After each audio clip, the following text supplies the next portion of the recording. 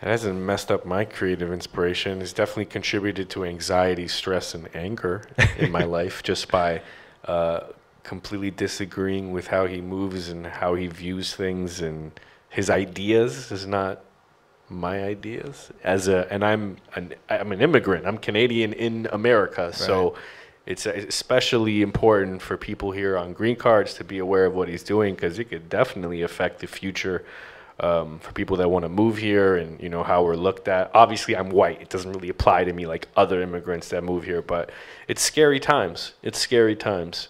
So I just I had to really be careful as I was writing this album because I knew that I wanted to speak on some issues, some political issues, some social issues that were bothering me, but I didn't want to hit people over the head with a piano.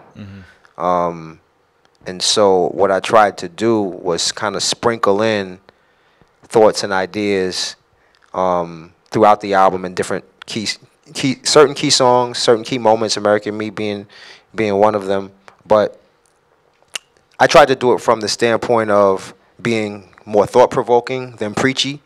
And so you'll hear me ask questions on songs, but not answer them, because I'm leaving it up to the listener to hear the question and then to come up with their own conclusion as to what that answer to that question is. So it's just kind of my way of, creating dialogue within us, within ourselves. I don't necessarily give you my point of view on certain topics. I just raise the questions that we can, potentially talk about at a later date.